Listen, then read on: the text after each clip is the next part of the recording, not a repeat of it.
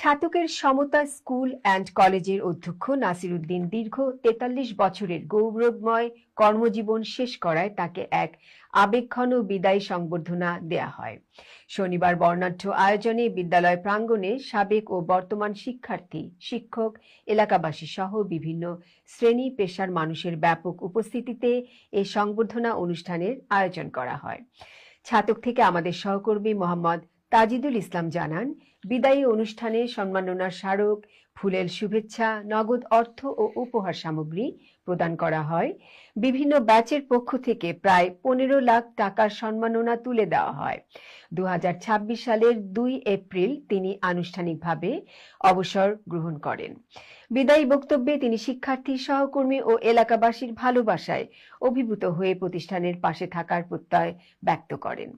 ভারপ্রাপ্ত অধ্যক্ষ এএসএম আব্দুল মুমিনের সভাপতিত্বে এবং প্রভাষক গৌসুল হক নাইমের পরিচালনায় অনুষ্ঠানে স্থানীয় গণ্যমান্য ব্যক্তিবর্গ, বিভিন্ন শিক্ষা প্রতিষ্ঠানের শিক্ষক শিক্ষিকা ও সমাজসেবীরা বক্তব্য রাখেন।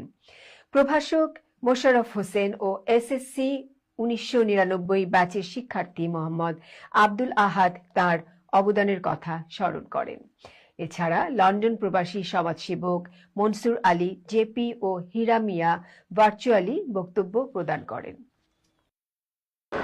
আমাদের কলেজ ২০১৮ সালে ১৬ সালে এই কলেজের যাত্রা, ২০১৮ সালে এই কলেজ সিলেট বিভাগের সেরা ১০-এর মধ্যে এবং সুনামগঞ্জ জেলার মধ্যে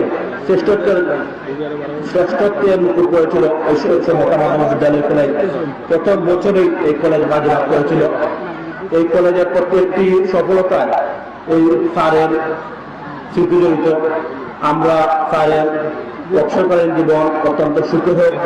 প্রতি সপ্তাহে পারলে আসতাম, না মাসে আসতাম, অবশ্যই আমি যখনই সুযোগ হবে তখনই আমি আসব।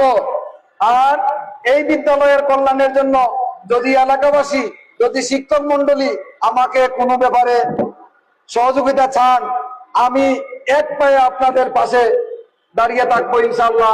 এই বিদ্যালয়কে আমি ভালোবাসি। এই বিদ্যালয় আমার রুটি রুটির সন্তান করেছে।